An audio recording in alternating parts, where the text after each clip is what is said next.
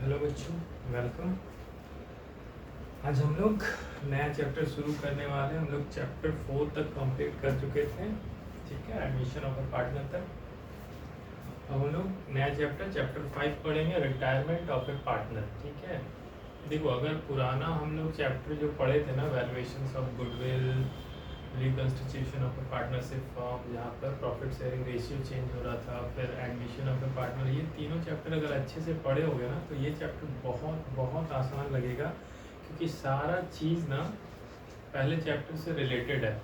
सारा यहाँ पर जो भी आपको रिवैल्यूएशन अकाउंट बनाना पड़ेगा, आपको गुडविल का एडजस्टमेंट करना पड़ेगा, आपको रिजर्व्स का एडजस्टमेंट करना पड़ेगा, जैसे पहले करते थे सारा कुछ उसी तरह। यहाँ पर बस एक चीज़ नया ये हो गया है कि जैसे पुराने पार्टनरशिप फॉर्म में चेंज होता था शेयरिंग रेशियो, यहाँ पर रेशियो चेंज नहीं होके क्या हो रहा है, पिछले चैप्टर में क्या पढ़े थे कि नया पार्टनर इंटर कर रहा है। यहाँ पर क्या हो रहा है, पुराना पार्टनर में से कोई एक या दो जो भी है, जितने पार्टनर हैं वो छोड़ के जा रहे हैं, वो रिटायर हो रहे हैं। ठीक है, तो उस केस में क्या होता है, जब कोई पार्टनर मान लो पार्टनरशिप फर्म से रिटायर हो के जा रहा है, तो वो क्या चाहेगा, वो चाहेगा कि जब अभी जिस डेट में हम रिटायर कर रहे हैं, उस डेट में जितना भी फर्म के पास मेरा जो कैपिटल जमा है वो उसे चाहिए होगा।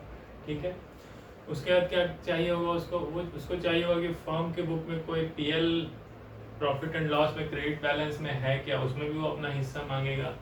फर्म के पास जो भी रिजर्व्स वगैरह है कुछ, तो वो भी बोलेगा उसमें से भी हमको बांट के दो।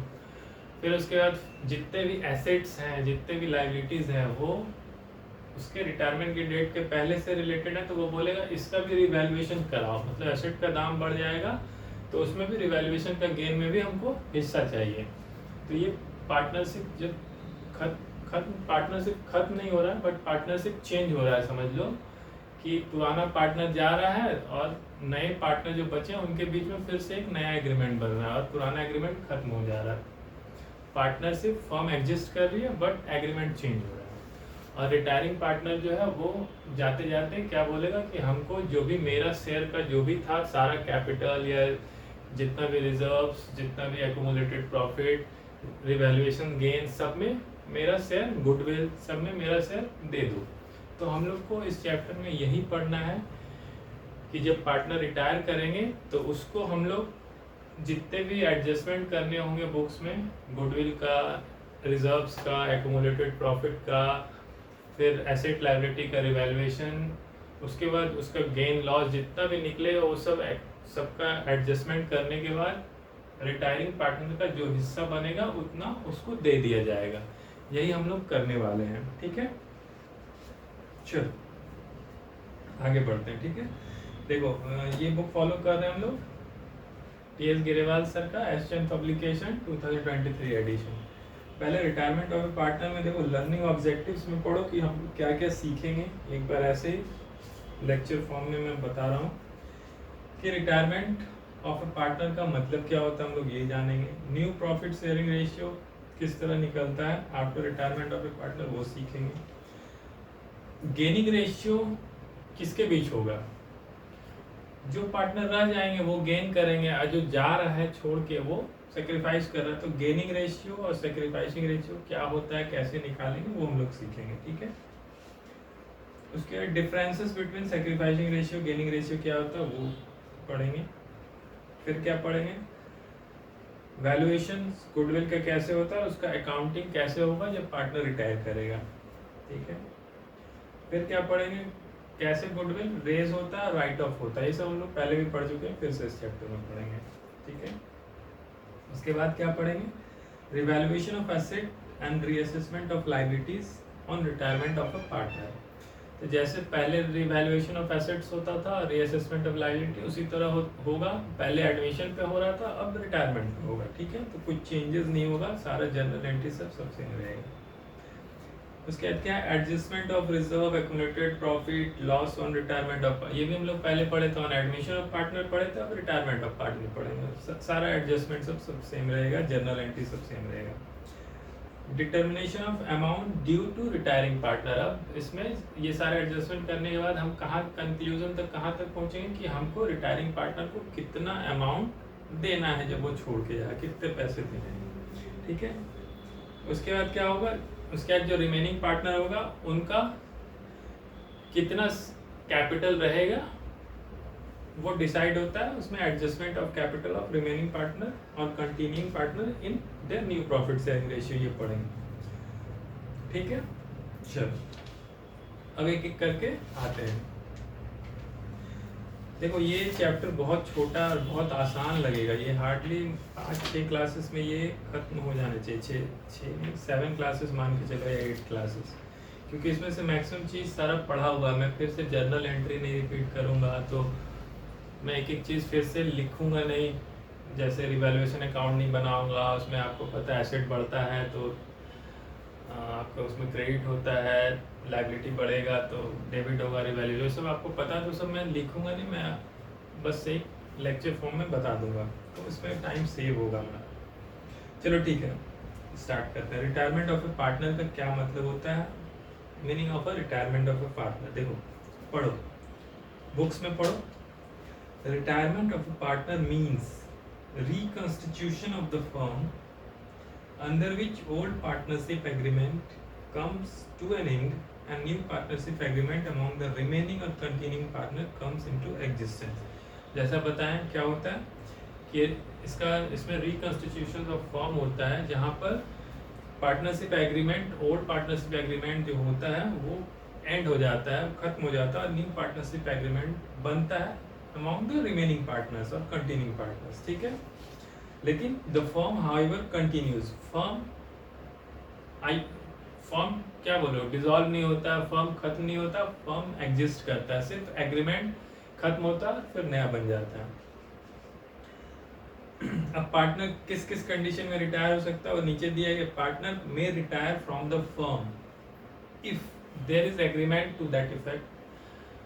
मतलब एक एग्रीमेंट जब पार्टनरशिप बना था सब पार्टनर के बीच में, तो उस समय एग्रीमेंट होगा, मान लो एग्रीमेंट में कुछ क्लाउज है कि 60 ईयर आने पे पार्टनर रिटायर हो जाएगा, तो वो एग्रीमेंट में है, तो मान लो 60 साल किसी का हुआ तो उसका रिटायरमेंट होना है, ठीक है।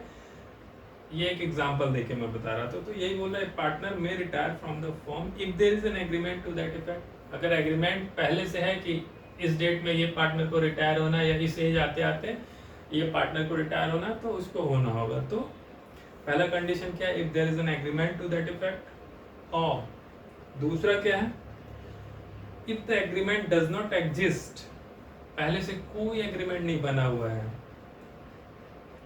हाउएवर मतलब देन कोई एग्रीमेंट नहीं है, लेकिन if all the partner agree to retirement of a partner, सब पार्टनर एग्री है कि हाँ इस पार्टनर को रिटायर हो जाना है या इनको रिटायरमेंट चाहिए तो इनको दे देते हैं, अगर सब एग्री है तब भी उनका रिटायरमेंट हो सकता है, ठीक है। तो दो कंडीशन क्या हो गया, if there is an agreement to that effect और if the agreement does not exist, and then if all the partners agree to retirement of a partner, और if the partnership is at will by giving a notice to the remaining partner of his decision to retire। देखो partnership is eight will क्या होता है, मतलब एक कोई partner अपने इच्छा से ऐसे ही बन गया था कि हम फर्म में कुछ समय के लिए हैं, हमको जब जाना होगा तो हम आपको नोटिस देकर रिटायर हो जाएंगे, तो उस तरह का पार्टनरशिप को पार्टनरशिप एज एट विल बोलते हैं, ठीक है। तो उस केस में भी वो अगर पार्टनरशिप इज एट विल है तो कोई भी पार्टनर जो है उस तरह का वो नोटिस देके रिटायरमेंट पे जा सकता है, ठीक है। और in short retirement of a partner means a partner ceasing to be a partner in the firm. मतलब रिटायरमेंट ऑफ अ पार्टनर का मतलब वो पार्टनर उसके अगले डेट से, जिस डेट से रिटायर करा वो फर्म में पार्टनर नहीं रह जाएगा, ठीक है। अब देखो क्या लायबिलिटी ऑफ पार्टनर क्या होता है, फर्म में जिस दिन तक वो पार्टनर है उस डेट तक का तो फर्म का लायबिलिटी उस पार्टनर का भी लायबिलिटी, चाहे वो रिटायर हो गया। जिस दिन तक रिटायर नहीं हुआ है, मतलब उस डेट तक जिस डेट में रिटायर हो गया उसके बाद का लायबिलिटी उसको नहीं होना चाहिए उस पार्टनर को, लेकिन उस दिन तक का तो लायबिलिटी उसका होगा। फर्म अगर कुछ गलत करती है, फर्म का कोई भी रेस्पॉन्सिबिलिटी होता है, तो ये पार्टनर भी लाइबल होगा। तो देखो क्या बोल रहा है, a retiring partner remains liable for all the acts of the firm up to date of his retirement. अपने रिटायरमेंट के डेट तक ये पार्टनर जो क्या होगा, लाइबल होगा for all the acts of the firm. ठीक है, लेकिन क्या, however a retiring partner may be discharged from his liability by an agreement between himself, third party and the continuing partner। बोला लेकिन वो उससे भी डिस्चार्ज उसको मिल सकता है, किस केस में, जब वो एग्रीमेंट बना ले अपने कंटिन्यूइंग जो एग्जिस्टिंग पार्टनर रहेगा, जो कंटिन्यूइंग पार्टनर जो पार्टनर कंटिन्यू करेगा आगे उससे, और एक थर्ड पार्टी किसी को ले आके उससे बना ले कि मेरा लाइबिलिटी अब वो लेगा, उस तरह का एक एग्रीमेंट बन जाए और कंटिन्यूइंग पार्टनर भी उसको एग्री हो जाए, इन दैट केस वो डिस्चार्ज हो सकता है। ठीक है, तो यही बोल रहा है कि लाइबिलिटी ऑफ ए पार्टनर कब तक रहता है, up to the date of his retirement, तो वो लाइबल रहेगा, लेकिन वो डिस्चार्ज हो सकता है from his liability by an agreement between himself, कोई third party and the continuing partner. ठीक है, चलो अब देखो क्या बोल रहा है, liability for acts after retirement. अब ये भी देख लो, ये भी अब नया तुम लोग पढ़ोगे क्या कि आफ्टर द डेट ऑफ, एक मिनट रुको तुरंत आ जाएगा।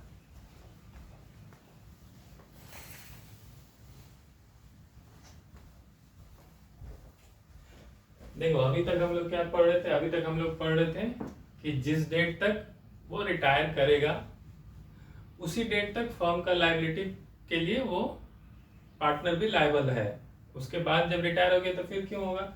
लेकिन यहाँ पर एक क्लाउज है सेक्शन 32(3) तुम्हारा जो है पार्टनरशिप एक्ट, उसमें क्या है देखो, उसमें बोल रहा है कि retiring partner also continues to be liable to third parties for the acts of the firm even after his retirement until a public notice of his retirement is given।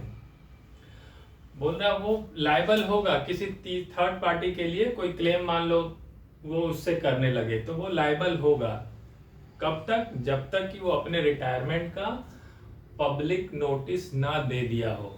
देखो पार्टनर रिटायर कर गया, अब वो कुछ नहीं, अपना retire होके चला गया, अब बाहरी जो पार्टी है फर्म के, जो मान लो क्रेडिटर्स होंगे, जो फर्म को कोई सामान बेच रहे हैं या कोई रॉ मटेरियल दे रहे हैं कुछ उस तरह का, उनको तो नहीं पता है, तो वो इससे क्लेम कर सकता है जब तक कि ये पब्लिकली एक नोटिस नहीं दे दे। अगर ये पब्लिक में आके एक नोटिस दे दे कि हाँ हम इस डेट से इस फर्म से रिटायर हो चुके हैं, तब उसका लायबिलिटी रिटायरिंग पार्टनर का नहीं रह जाएगा। तो इस केस में यही बोल रहा है, पढ़ो इसको, ये वाला ये सब शॉर्ट आंसर क्वेश्चन में ये सब रहेगा। ठीक है, A retiring partner also continues to be liable to third parties for the act of the firm even after his retirement until a public notice of his retirement is given। ठीक है, ये याद रखना कि लाइबल रहेगा कब तक, जब तक वो एक पब्लिक नोटिस न दिया हो अपना रिटायरमेंट का। ठीक है, चलो अब राइट्स क्या क्या होते हैं रिटायरिंग पार्टनर का, उसको क्या राइट्स होगा बताओ, तुम ही लोग बताओ। उसको क्या होगा, अपना शेयर का, अपने हिस्से का, जब वो छोड़ के जाएगा तो उसको जो भी फर्म का उस समय गुडविल का वैल्यूएशन होगा जब छोड़ के जाएगा, तो उसमें उसको हिस्सेदारी मिलना चाहिए। ठीक है, वो मिलेगा। उसके जो भी उसका शेयर, उसका हिस्सा का जो भी उसका कैपिटल होगा, एक्यूमुलेटेड प्रॉफिट्स होगा, एडजस्टमेंट ऑफ रिजर्व्स और जो भी होगा, सारे बट के उसको उसका शेयर मिलना चाहिए, उसका राइट होगा रिटायरिंग पार्टनर का। ठीक है, तो वही ये भी क्वेश्चन शॉर्ट आंसर में रहेगा, what are the rights of retiring partner. तो लिख सकते हो कि to get his share of goodwill in the firm, to receive his capital along with share in accumulated profits and other claims. ठीक है, चलो अब उसके बाद पढ़ो क्या है, adjustment required on retirement of a partner. क्या क्या एडजस्टमेंट करने की जरूरत है जब पार्टनर रिटायर करता है।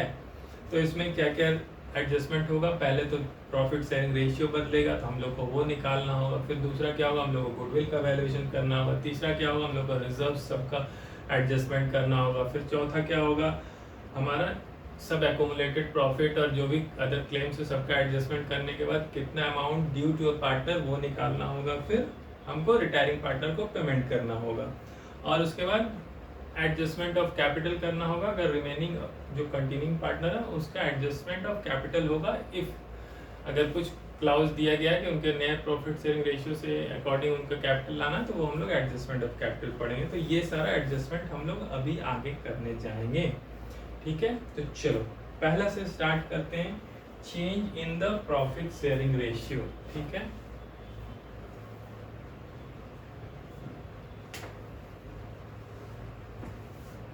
हम लोग क्या पढ़ने जा रहे हैं, एडजस्टमेंट्स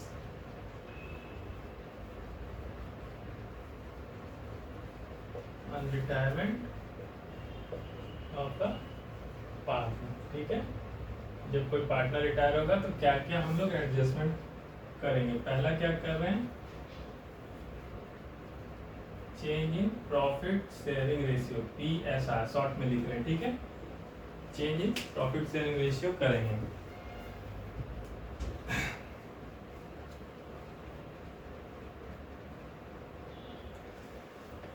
देखो जब पार्टनर रिटायर करेगा तो क्या होगा, उसका हिस्सा मिल जाएगा, उसका हिस्सा जो था वो अब उसको नहीं मिलेगा, अब जो रिमेनिंग कंटिन्यूइंग पार्टनर उसमें होगा, है ना। तो कंटिन्यूइंग पार्टनर जो है उनका प्रॉफिट शेयरिंग रेशियो चेंज होना चाहिए, ठीक है। चलो तो इसमें अब हम लोग बहुत सारे केसेस पढ़ेंगे, ठीक है। Change in profit sharing ratio पहला केस पढ़ेंगे, आसान है, सब बहुत आसान है। पहला केस पढ़ेंगे क्या,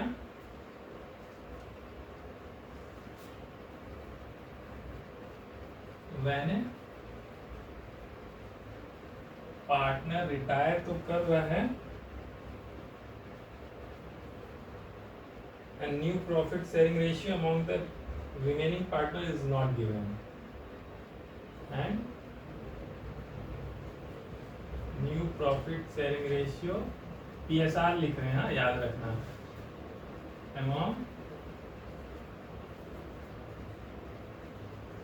remaining partners not given, ठीक है। देखो पहला केस क्या बोल रहा है कि कोई पार्टनर रिटायर तो कर रहा है लेकिन नया प्रॉफिट शेयरिंग रेशियो जो रिमेनिंग पार्टनर का होगा वो नहीं दिया रहेगा। आपको सिर्फ दिया रहेगा, मान लो 3 पार्टनर है, बोल देगा कि 3 पार्टनर था, तीनों का मान लो प्रॉफिट शेयरिंग रेशियो 2:2:1 था, बोल रहा है कि ABC 3 पार्टनर था, तीनों का प्रॉफिट शेयरिंग रेशियो 2:2:1 था।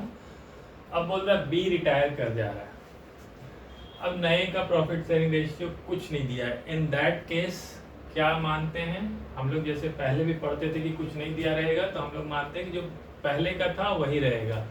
तो उस केस में मानते हैं कि जो कंटिन्यूइंग पार्टनर का पुराना रेशियो था वही रेशियो उसका नए में भी रह जाएगा। देखो इसको पढ़ो, केस 1 पढ़ो, पेज 5.2 क्या बोल रहा है, when a partner retire and a new profit sharing ratio among the remaining partner is not given, it is presumed that the remaining partners will continue to share profits and loss in their old profit sharing ratio, ठीक है।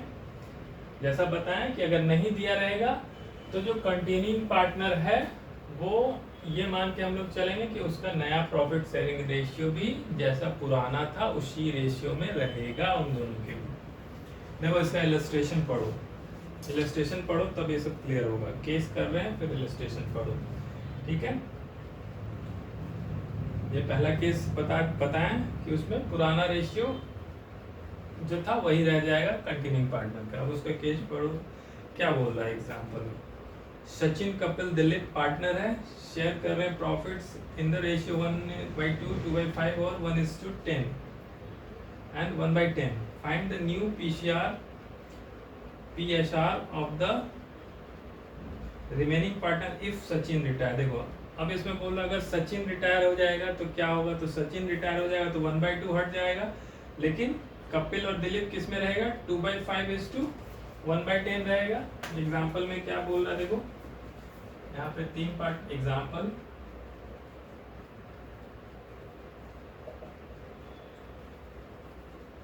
बोल रहा है सचिन है,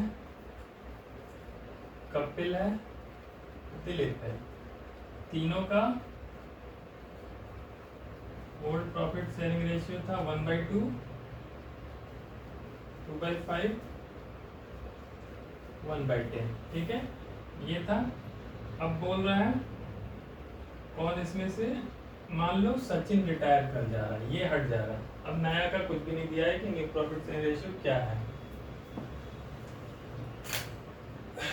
तो इन that case क्या होगा, इन दोनों का जो रेशियो यही रह जाएगा। तो कपिल और दिलीप का ये तो रिटायर कर जाएगा, इसका खत्म हो जाएगा। और इनका रेशियो बोल रहा है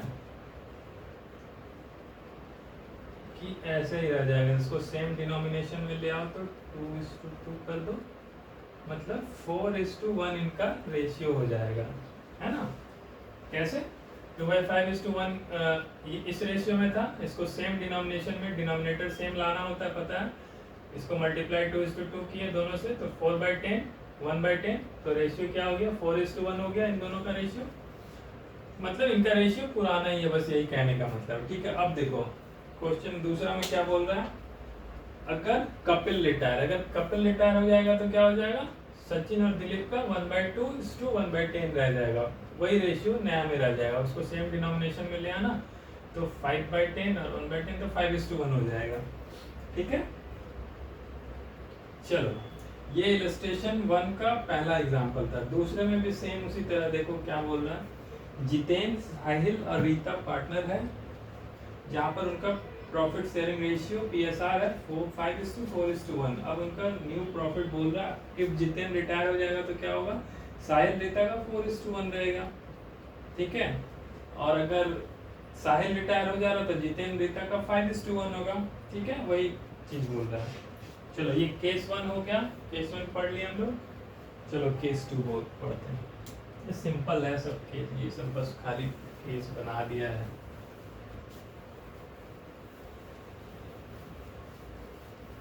बट हाँ, जैसे कि हम लोग पहले भी पढ़ चुके हैं कि आपको रेशियो जरूर निकालने आना चाहिए, ये समझ लो बेस है। अगर ये आप गलत कर दोगे तो पूरा क्वेश्चंस का आगे एडजस्टमेंट वगैरह सब करने के बाद भी पूरा क्वेश्चन का आंसर गलत हो जाएगा अगर आपका रेशियो गलत निकला हो। Gaining ratio, sacrificing ratio, new profit sharing ratio, तो ये सब आना मतलब एकदम बेसिक चीज है। तो इसमें कभी भी गलती मत करना, सीख लो, अच्छे से सीख लो। इसको 2 बार प्रैक्टिस करो, 3 बार, 4 बार, 5 बार प्रैक्टिस करो। न्यू प्रॉफिट शेयरिंग रेशियो निकालना, गेनिंग रेशियो निकालना, सैक्रिफाइसिंग रेशियो निकालना, बट ये गलती मत करना। ठीक है, चलो इसमें हम लोग केस 1 पढ़ लिए। केस 2 देखो क्या बोल रहा है, when the remaining partner take profit share of the retiring partner in an agreed ratio. क्या बोल रहा है,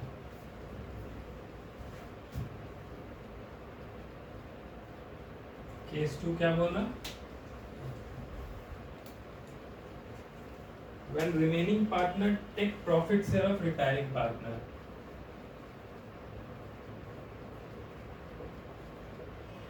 जो बचे हुए पार्टनर हैं takes profit share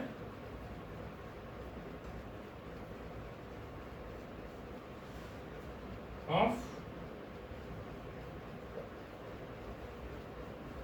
retiring partner, किसमें, इन एन एग्रीड रेशियो। ये बोल रहा है क्या कि जो रिमेनिंग पार्टनर होंगे, जो पार्टनर बच जाएंगे, वो क्या कर रहे हैं, वो रिटायरिंग, जो पार्टनर रिटायर हो रहा है उनके हिस्से का प्रॉफिट को आपस में बांट ले रहे हैं। आपस में दोनों डिसाइड करके किस रेशियो में बांटना है, एक एग्रीड रेशियो में। ठीक है, तो उस केस में क्या होगा, देखो उस केस में न्यू प्रॉफिट शेयरिंग रेशियो क्या हो जाएगा, new profit sharing ratio of remaining partner क्या हो जाएगा,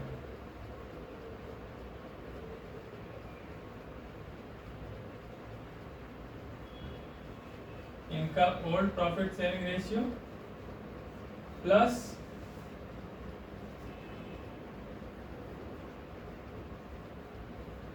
प्रॉफिट शेयर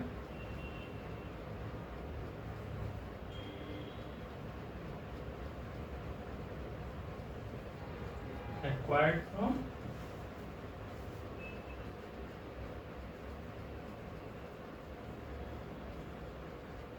रिटायरिंग पार्टनर, ये होना चाहिए।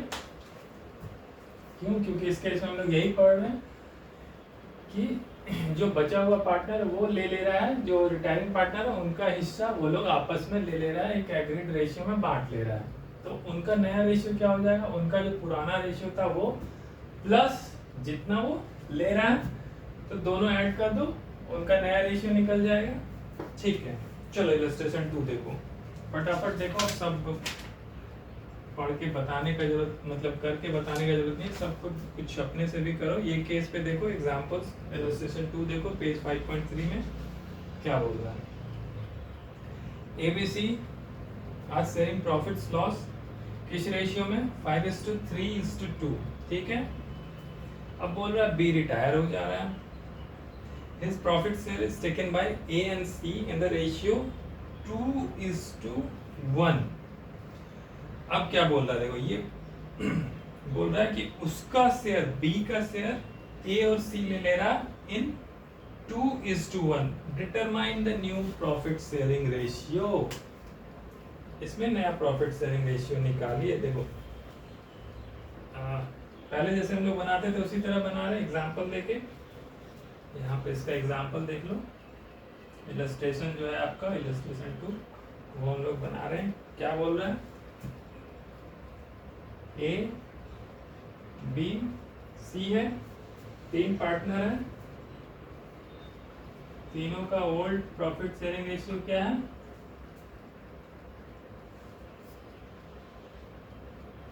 5/10, 3/10,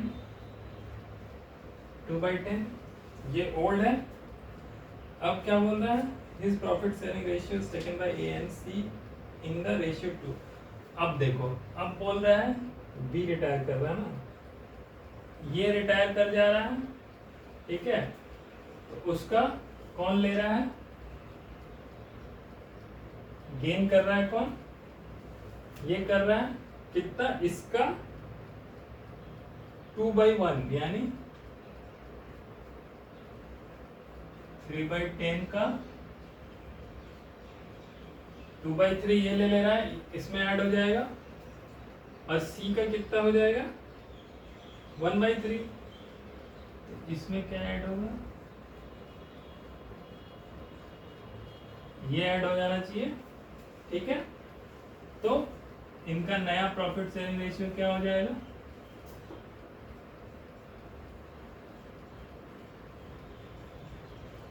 क्या होगा? दिस प्लस दिस, इसका दिस प्लस दिस, और ये तो खाली हो जाएगा, ये तो निल क्योंकि ये तो रिटायर हो गया। इसका 5/10 और 2/10 यानी ये हो गया 7/10, और इसका 2/10 और 1/10, ये 3/10 हो गया। ये इन दोनों का रेशियो हो जाएगा 7/10:3/10।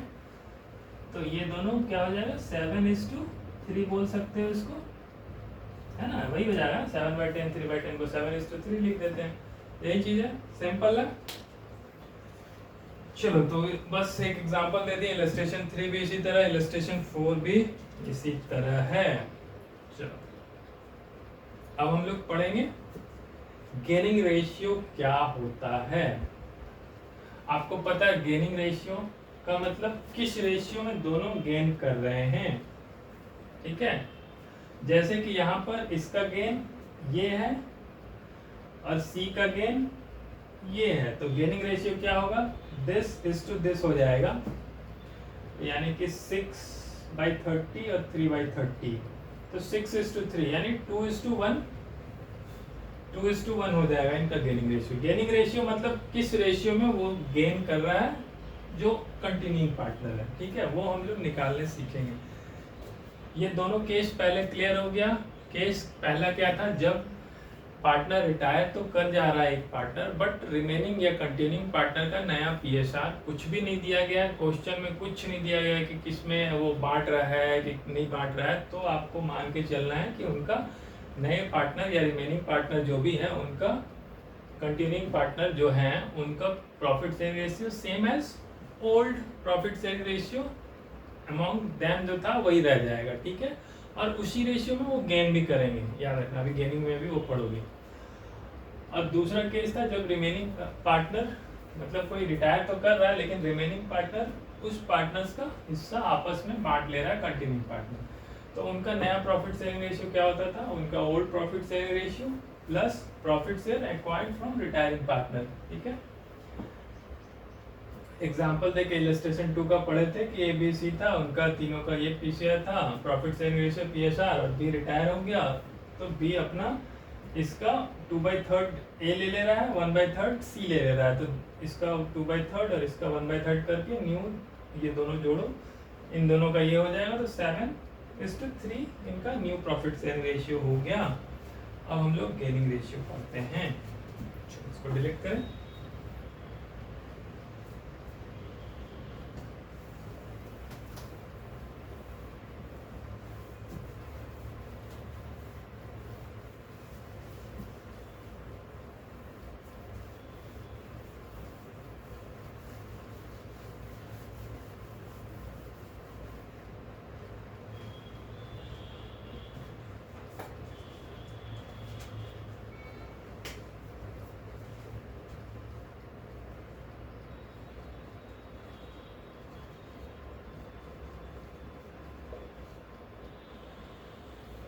क्या पढ़ने जा रहे हैं, गेनिंग रेशियो, यानी कि जो कंटिन्यूइंग पार्टनर है रिमेनिंग पार्टनर है वो लोग गेन करेंगे, तो जो अमाउंट वो लोग गेन कर रहे हैं उन दोनों का रेशियो निकाल दो, वही गेनिंग रेशियो होता है।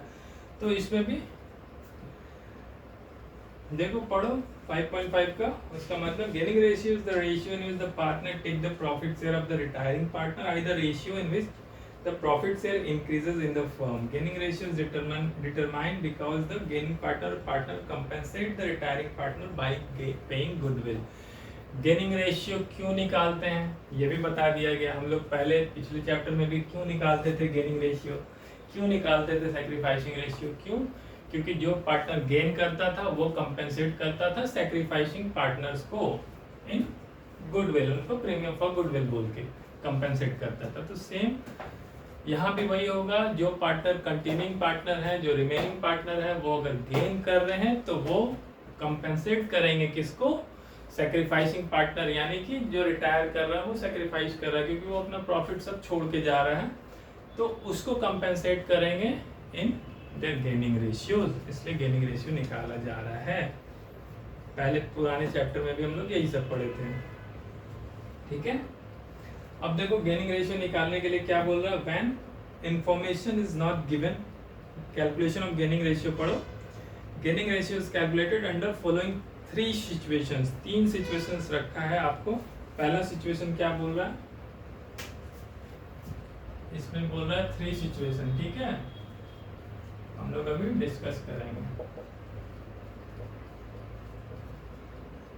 इसमें से पहला सिचुएशन क्या बोल रहा है, when information is not given or agreement does not exist,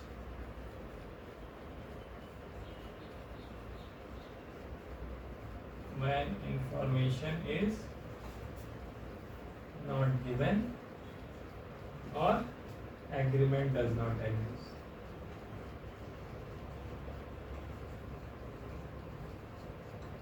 gaining ratio निकाल रहे हैं किस केस में, 3 सिचुएशन बोला, 3 सिचुएशन अलग अलग होंगे, यहाँ पे गेनिंग रेशियो निकालने का अलग अलग तरीका होगा। पहला बोल रहा है क्या, जब कोई इंफॉर्मेशन दिया ही नहीं हो क्वेश्चन में, जैसे कि पहला वाला हम लोग न्यू प्रॉफिट शेयरिंग रेशियो निकालने के लिए जब हम बोले थे क्या बोले थे कि पार्टनर रिटायर तो कर रहा है बट उसके बाद कोई इंफॉर्मेशन नहीं दिया गया है कि रिमेनिंग पार्टनर का क्या प्रॉफिट शेयरिंग रेशियो होगा या किस रेशियो में गेन वो कर रहे हैं, कुछ नहीं दिया है, तो हम लोग मान के चलते थे वो उनका नया profit sharing ratio same as their old profit sharing ratio among them जो था वही रह जाएगा, ठीक है।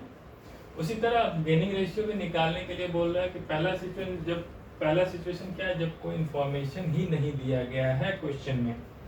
देखो तो इसमें क्या बोल रहा है, in the absence of an agreement, it is assumed that after retirement of a partner, remaining partner will continue to share profit in the same ratio in which they shared profit before retirement of partner। ये बताए थे उनका नया profit sharing ratio same हो जाएगा जैसे वो लोग पहले करते थे रिटायरमेंट के पहले, जो उन दोनों पार्टनर का प्रॉफिट शेयरिंग रेशियो था उसी रेशियो में हो जाता है। Thus, in effect, remaining partner gain profit share of the outgoing partner in their old profit sharing ratio।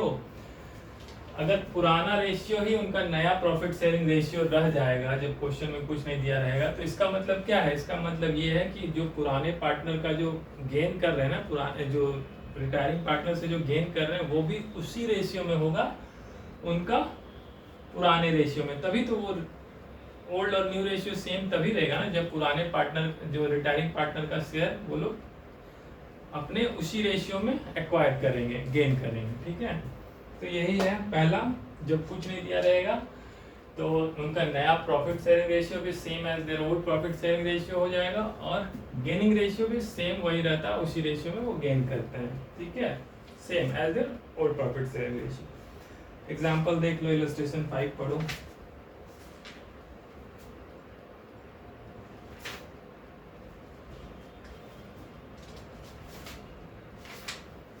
Illustration 5 पढ़ो, उसमें क्या बोल रहा है, ABC पार्टनर है, sharing profits in the ratio 3:2:1, find the gaining ratio when A retire. A retire हो जा रहा है, यानी कि कुछ क्वेश्चन में नहीं दिया रहा है, तो B और C का new profit sharing ratio same as old 2:1 रह जाएगा और गेनिंग रेशियो सेम एज 2:1।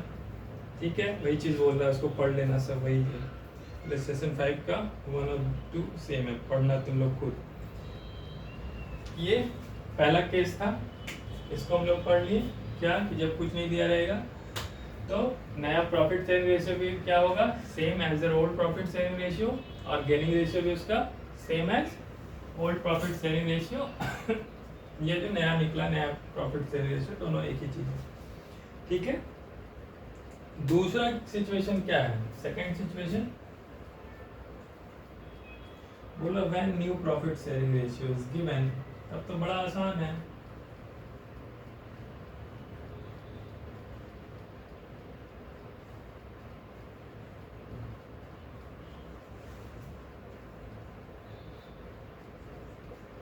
हम लोग PSR लिखेंगे, इतना लंबा नहीं लिखेंगे। ठीक है, प्रॉफिट शेयरिंग रेशियो क्या बोल रहा है, जब new profit sharing ratio is given. अब जब नया दे ही दिया है तब तो आसानी से निकल सकता है ना, कैसे निकलेगा, new ratio minus old ratio.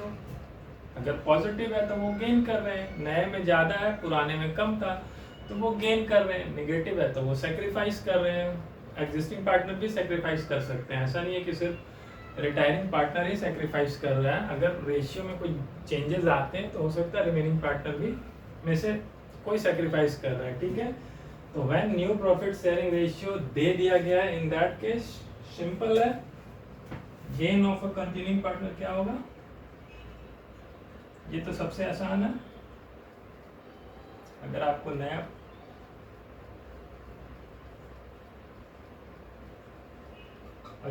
Profit sharing ratio दे दिया गया है तो gain of a continuing partner क्या होगा, उनका नया प्रॉफिट शेयरिंग रेशियो माइनस उनका ओल्ड प्रॉफिट शेयरिंग रेशियो, ये उनका गेन हो जाएगा। सिंपल, इसका इलस्ट्रेशन पढ़ो, 6 में पढ़ो क्या बोल रहा है। ये सब खुद बनाना बहुत ईजी, एकदम बच्चे वाला, मतलब जो होता है ना 4-5 क्लास में जैसे प्लस माइनस सिखाते हैं वो सब है यहाँ पर। ठीक है, तो ये सब मैं उतना डिटेल में नहीं बता रहा हूँ, आगे बहुत कुछ है बताने को। ठीक है, ये सब बट इम्पॉर्टेंट है, रेशियो निकालना, इसमें गलती नहीं करना, इसलिए मैं टाइम दे रहा हूँ, आराम से सिखा रहा हूँ। ठीक है, देखो इलस्ट्रेशन 6 में देखो क्या बोल रहा है, राम मनोहर और जैसन पार्टनर है, sharing profits in the ratio, तीनों का ओल्ड प्रॉफिट शेयरिंग रेशियो दिया गया है। अब बोल रहा है मनोहर रिटायर कर जा रहा है, अब सिर्फ राम और जगन बच रहा है और agree to share future profit in the ratio 3:2, उनका नया प्रॉफिट शेयरिंग रेशियो बोल रहा है 3/5 और 2/5 रहेगा।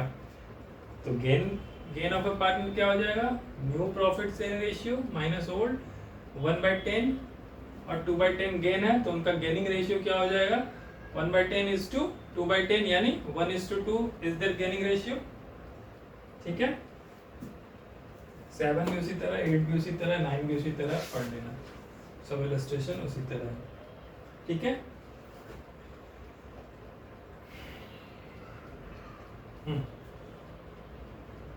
सिचुएशन 3 भी वही चीज है।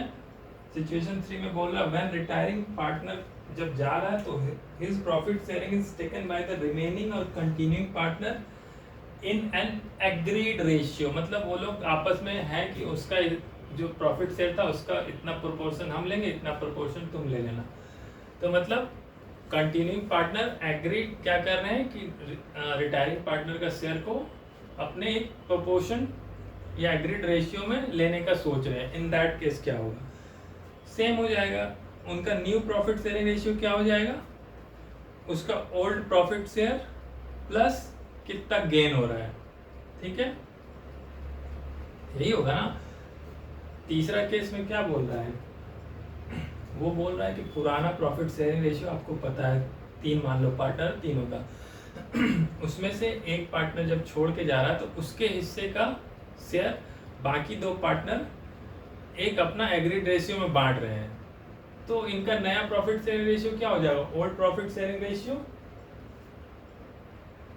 उनका old profit sharing ratio plus gain, उनको पता है जितना गेन कर रहा हूं उन दोनों को जोड़ दो तो उनका न्यू पीएसआर निकल जाएगा। यही सिचुएशन 3 है, पढ़ो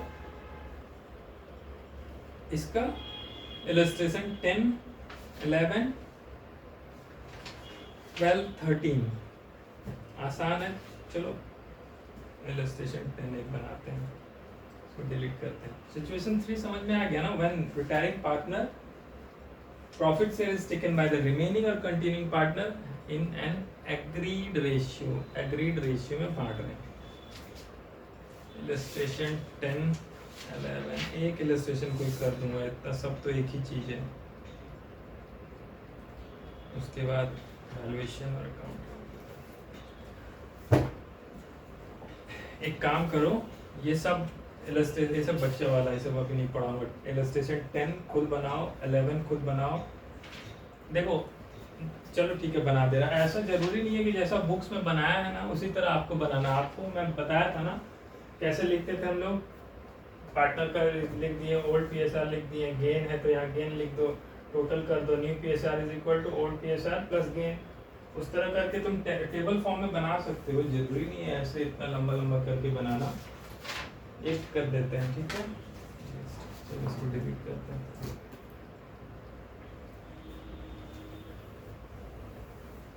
देखो ये चैप्टर बहुत आसान होने वाला है अगर पिछला दोनों चैप्टर मन लगा के पढ़े होगे, सारा एंट्रीज वगैरह पढ़े होगे, प्रैक्टिस किए होगे तो आसान होने वाला है। 1 मिनट में खाने पी के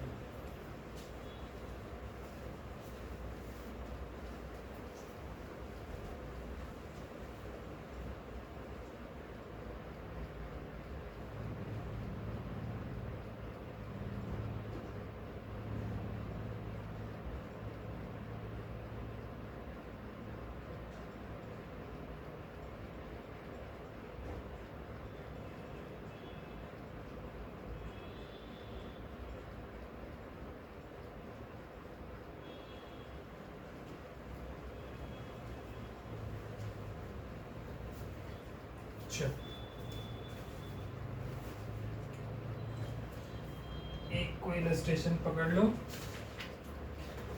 इलस्ट्रेशन 11 पकड़ लेते हैं, ठीक है। चलो पेज 5.7 का इलस्ट्रेशन 11 सॉल्व है, बट मैं बता दे रहा हूँ क्या बोल रहा है। दिव्या, विकास, वरुण, दिव्या है, विकास है, वरुण है, ठीक है। इन तीनों का ओल्ड प्रॉफिट शेयरिंग रेशियो दिया गया है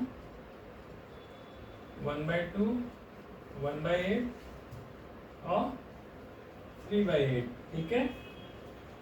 विकास ये बोल रहा है रिटायर हो रहा है, ठीक है, ये रिटायर हो रहा है।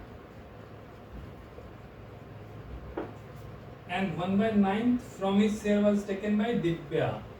तो इसमें गेन जो क्या कर रहे हैं, इसका 1/9 फ्रॉम हिज शेयर, इसका 1/9 यहाँ पर जुड़ेगा,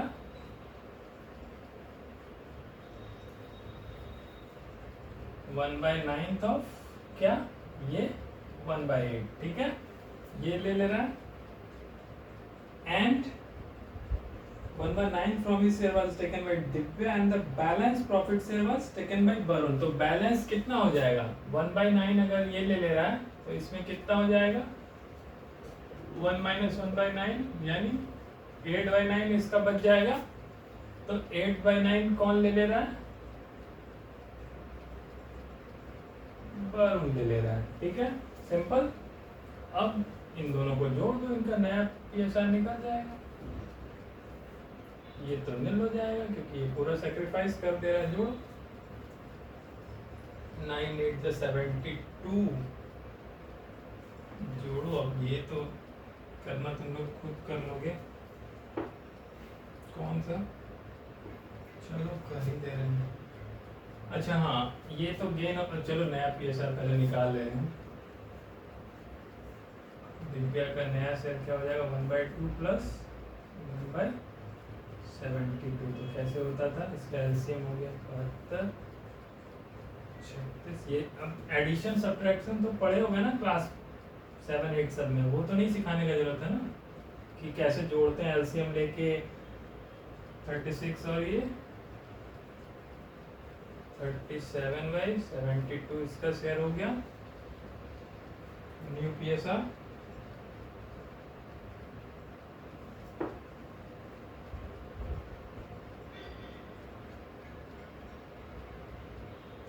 होगा ना, इसका शेयर क्या हो गया, 1/2 था प्लस प्रॉफिट से टेकन बाय दिव्या इज 1/9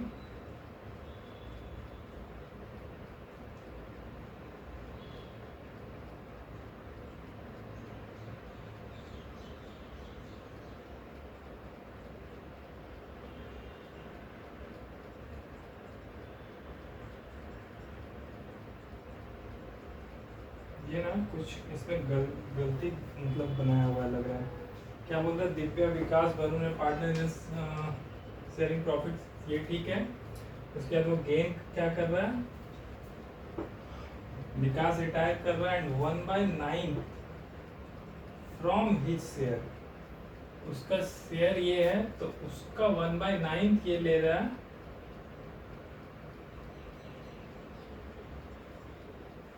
और उसका 8/9 ये लेगा। बट इसमें ना क्वेश्चन में जो सॉल्यूशन बनाया गया देखो, इसमें सिर्फ 1/9 वो ले रहा है और 1/9 इसका नहीं ले रहा है, सिर्फ 1/9, मतलब इसमें से 1/9 ले रहा है और इतना -1/9 करके इसको दे रहा है, जो कि वो गलत है। अगर क्वेश्चन का लैंग्वेज पढ़ो उसके अकॉर्डिंग ये सॉल्यूशन मुझे गलत लग रहा है, क्योंकि 1/9 फ्रॉम हिज शेयर, इसका 1/9 ये लेगा और रिमेनिंग 8/9 ये लेगा, जो इस तरह होना चाहिए। 36/72 ये दिव्या का शेयर होना चाहिए और वरुण का शेयर होना चाहिए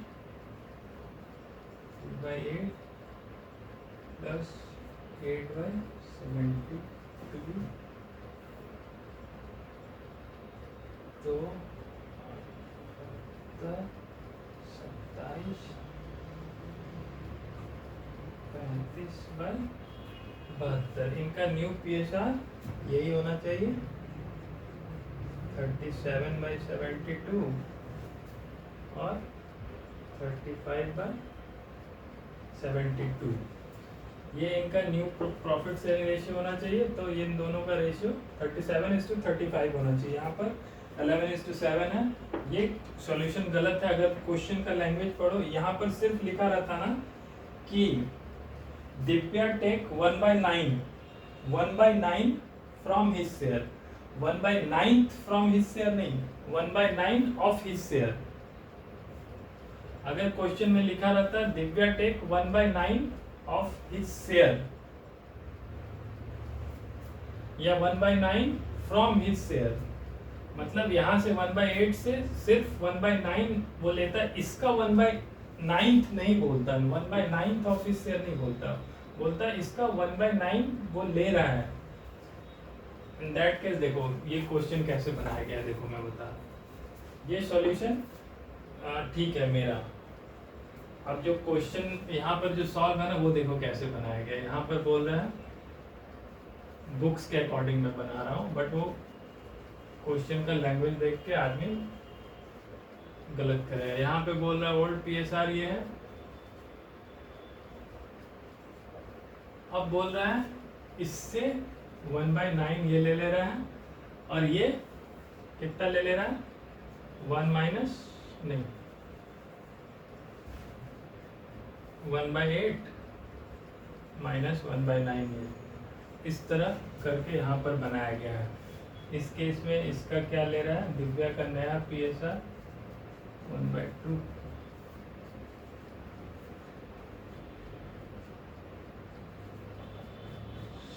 17/18 और वरुण का 8 प्लस ये कितना हो जाएगा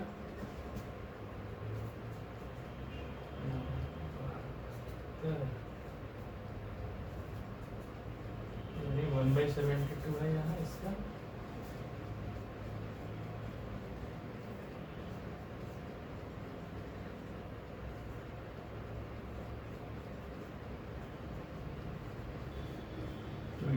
by 72 ठीक है। तो इसको सेम मल्टीप्लिकेशन में लाने के लिए इसको 4 से कर दिया डिवाइड, 4 से 18, यानी कि इनका न्यू प्रॉफिट शेयरिंग रेशियो क्या कर दिया है 17/18 इज टू 7/18 ठीक है। यानी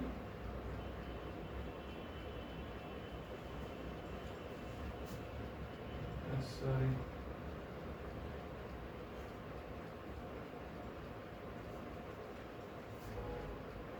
ठीक है। यहाँ पर न्यू PSR क्या बोल रहा है 11:7 होगा। देखो दोनों का लैंग्वेज में फर्क हुआ।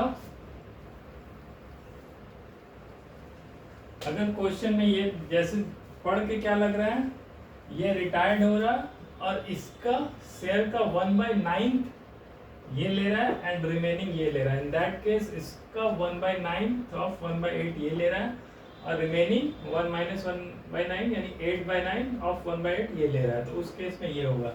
अब इस क्वेश्चन को क्या बनाया कैसे गया है, बोल रहा है कि ये इससे 1/9 ले रहा है, सिर्फ 1/9 शेयर ये ले रहा है और रिमेनिंग मतलब 1/8 माइनस 1/9 ये ले रहा है। तो इन दैट केस ये रेशियो है। मुझे लग रहा है ये वाला बनना चाहिए जिस तरह ये क्वेश्चन का लैंग्वेज है ठीक है। बट वो आप जैसा भी बनाओगे ठीक है। Vikas retired 1/9 from his share was taken by Divya. हाँ क्वेश्चन का जिस तरह का लैंग्वेज है ये होना चाहिए, बट बुक्स में ये बनाया गया है, आप ये फॉलो कर सकते हैं ठीक है। चलो 11 हो गया, 12 भी देख लेना उसी तरह, 13 भी उसी तरह है, सिंपल है। फिर हम लोग valuation and accounting of goodwill पढ़ेंगे पेज 5.9 से। कल पढ़ें कि आज ही कल ही पढ़ते हैं ठीक है। अब इसको अगले क्लास में पढ़ते हैं। अभी तक आप लोग क्या करोगे, आप लोग सब रेशियो निकालना सीखोगे। गेनिंग रेशियो क्या होता है, न्यू PSR कैसे निकलता है, ये पेज 1 से 1.8 तक सारा इलस्ट्रेशन के साथ ठीक है। गुडविल बहुत आसान है, वैल्यूएशन हम लोग पहले ही पढ़ चुके हैं, उसी तरह यहाँ पर भी वैल्यूएशन है। और वो कैसे डिस्ट्रीब्यूट होगा, तो गेनिंग पार्टनर दे देगा, कंपेंसेट करेगा सैक्रिफाइसिंग पार्टनर्स के कैपिटल अकाउंट में। गेनिंग पार्टनर का कैपिटल अकाउंट डेबिट होगा और सैक्रिफाइसिंग के पार्टनर्स के कैपिटल अकाउंट क्रेडिट होगा। जैसे हम लोग करते थे उसी तरह वो हम लोग आगे पढ़ेंगे। और अगर गुडविल पहले से बुक्स में एग्जिस्ट कर रहा है तो वो क्या होता है, उसको पहले डिस्ट्रीब्यूट करते थे किस रेशियो में, पुराने पार्टनर्स जो भी हैं उनके ओल्ड PSR में करके गुडविल खत्म होता था, तो पुराने पार्टनर्स का कैपिटल अकाउंट डेबिट होता था और गुडविल क्रेडिट होता था। तो वही गुडविल जब एग्जिस्ट करता है, ये सब हम लोग आगे पढ़ेंगे। ऐसे पढ़ के देखना, पेज 5.9 भी पढ़ना, खुद 10 भी पढ़ना, बाकी ये सब हम लोग अगले क्लास में करेंगे विद सारा जर्नल एंट्रीज। और इलस्ट्रेशन 17 देखना बहुत आसान है, 16, 17, 16 आया हुआ है CBSE 2012 मॉडिफाइड, ठीक है। ये सब आसान है, अगले क्लास में करेंगे। बहुत आसान चैप्टर है, पढ़ो, बट रेशियोज पहले उस पर टाइम दो, प्रैक्टिस करो, सीखो। और सिर्फ बुक्स को, अकाउंट्स को, बुक को ऐसे सो के नहीं पढ़ने का, उस पर प्रैक्टिस चाहिए होता है। जितना प्रैक्टिस करोगे ना, जस्ट एज अ मैथ्स जैसे होता है ना, आपको प्रैक्टिस करना होता है, तब वो इजी बनता है। चलो बाय। और वीडियो शेयर कर लेना उन जैसे उनके साथ जिनको ज़रूरत है, जो 12th पर ट्यूशन्स करते हैं अकाउंट्स का बाहर में, जो सेम बुक्स को फॉलो कर रहे हैं, उनको आसानी हो जाएगा, फ्री में यहाँ सीखने मिल जाएगा। चलो बाय।